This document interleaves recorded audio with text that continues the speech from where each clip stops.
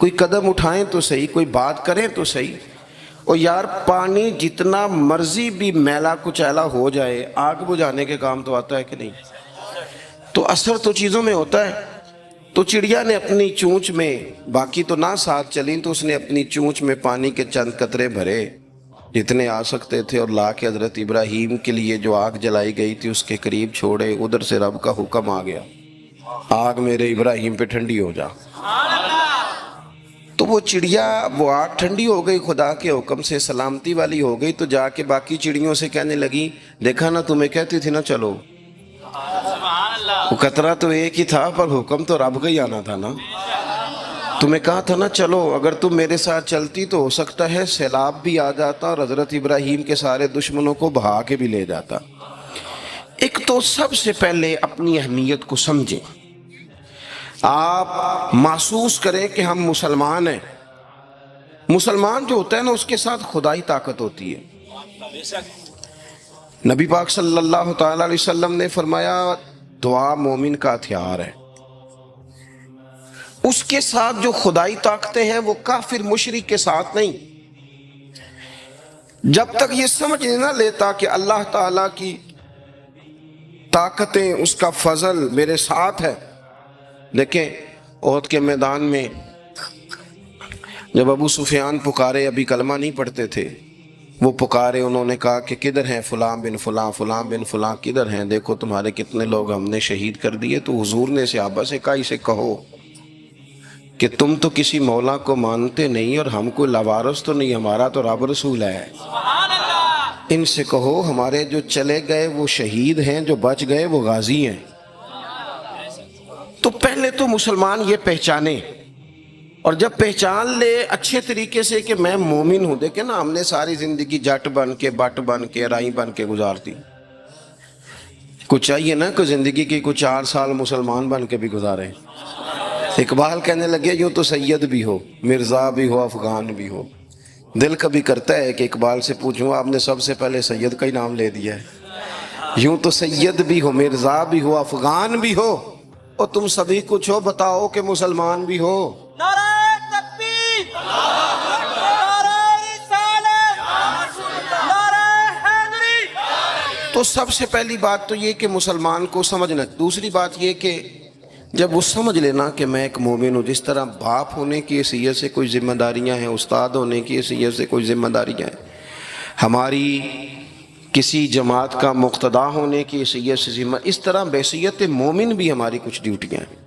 اللہ تعالیٰ نے قرآن مجید میں فرمایا والعصر، محبوب آپ کے زمانہ پاک کی قسم ہو، ان الانسان لفی خسر، بے شک انسان نقصان میں، خسارے میں، سب انسان نقصان میں، الا الذین، سوائے ان لوگوں کے، آمنوا وعملوا الصالحات، جو ایمان لائے اور پھر نیک اعمال بھی کیے۔ نرا ایمان نہیں، آپ جہاں بھی قرآن مجید دیکھیں گے نا، اگرچہ بچائے گا نرا ایمان ہی بندے کو، لیکن یہ جو اعمال صالح ہے نا، یہ ایمان ہی کا ثمرہ ہے، یہ اس کا نتیجہ ہے، یہ اسی کی شاخیں۔ بندہ مسلمان ہو تو اس کے کام بھی تو مسلمانوں والے ہو نا، مومن ہو تو اس کا رویہ بھی مومنوں والا ہو۔ ایسا تو نہیں ہے نا کہ آپ زبردستی منوائیں گے اور کوئی کام نہ کرے وہ مومنوں والا، لیکن وہ کہے کہ میں تمہیں منوا کے چھوڑوں گا۔ فرمایا ایک تو ایمان لائے، اور مضبوط ایمان، تگڑا ایمان، اور پھر وہ اعمال صالحہ کرے، اس کے کردار سے، گفتار سے، اٹھنے سے، بولنے سے، بات کرنے سے، لین دین کرنے سے، معاملات کرنے سے، تجارت کرنے سے اسلام چھلکے، اس کا لب و لہجہ مسلمان ہو۔ اقبال کہنے لگے خرد نے کہہ بھی دیا لا الہ الا اللہ تو کیا حاصل، دل و نگاہ اگر مسلمان نہیں تو پھر کچھ بھی نہیں۔ یعنی اس کے اعمال بھی ہوں اسی طرح کے، اس کا رویہ بھی ہو مسلمانوں جیسا۔ حضرت باعزید بستامی کا زمانہ تھا، تو ایک مسلمان ایک یہودی کا دوست تھا، اکٹھے اٹھتے بیٹھتے تھے، گپ شپ ہوتی تھی، آنا جانا تھا۔ تو وہ مسلمان اس یہودی سے کہنے لگا تیرا میرا یارانہ بڑا پرانا ہے، تو مسلمان کیوں نہیں ہو جاتا؟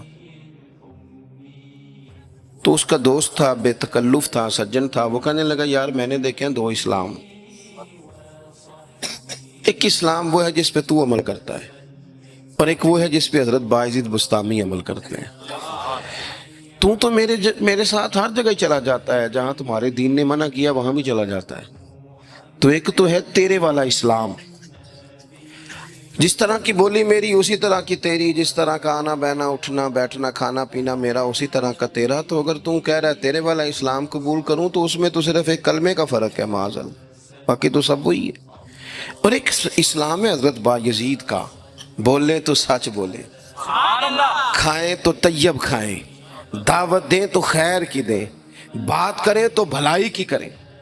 اگر اسلام وہ ہے جس پہ حضرت بایزید عمل کرتے ہیں تو پھر تو ان سے کہے مجھے دین کی دعوت دیں، ان والا اسلام میں قبول کرنے کو تیار ہوں۔ جب تک ہمارے مزاجوں میں ہم نہ زبردستی، جب آپ ناراض نہ ہونا، بعض دینی لوگ اسلام کو لبادے کا نام ہے، داڑھی رکھ لی پگڑی باندھ لی تو بس اسلام مکمل ہو گیا، جبر کریں گے، بعض دفعہ اس طرح کا لہجہ اختیار کریں گے کہ لوگ پریشان ہو جائیں۔ اور بھئی اسلام فقط ظاہری حلیے کا نام نہیں، آپ کو پتہ ہے عقیدہ اور نظریہ تو بات ہی ساری باطن کی ہے، آپ کے اندر دین کتنا ہے، آپ سچ کتنا بولتے ہیں، دیانتدار کتنے ہیں، حلال حرام کا فرق کتنا کرتے ہیں، اس سے آپ کے اسلام کا پتہ چلے گا۔ اس سے پتہ چلے گا کہ آپ کس قدر زیادہ مسلمان ہیں۔ صرف حلیے کا نام اسلام نہیں، میری بات کو یاد رکھیں۔ تو اللہ فرماتے ہیں کہ ایمان لاؤ، پھر ایمانداروں جیسے کام بھی کرو، اور پھر یہ نہیں کہ جس طرح کی ہوا ہو تم بھی ادھر کے ہو جاؤ۔ وَتَوَاصَوْا بِالْحَقِّ، تمہارا ایمان بھی ہو، اعمال بھی ہوں، اور تمہیں حق بھی کہنا آتا ہو۔ ہمارے ہاں لوگوں کا حق کہنا آتا ہے پر غریبوں کے بیچ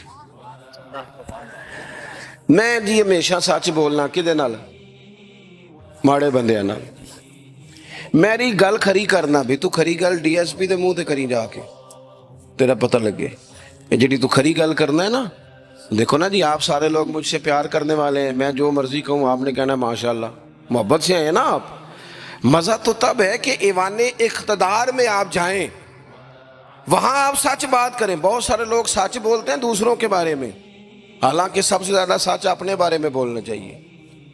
لوگوں کے عیب چھپانے کا حکم ہے، وہ دنیا بیان کرتی ہے، اور اپنے لیے استغفار کا معاملہ ہے، وہاں لوگ دعویٰ نیکی کر جاتے ہیں۔ حق بات کی جائے، حق، اور یہ بات یاد رکھ لیں، جب آپ حق کے دائی ہیں پھر آپ کہیں میں سکون تلاش کروں، رات کو آرام سے سوؤں، دن کو موج سے کھاؤں، یہ ہو نہیں سکتا۔ حق کا رستہ بہرحال اس میں سپیڈ بریکر بھی آتے ہیں، اس میں کانٹے بھی آتے ہیں، اس میں تکلیفیں بھی۔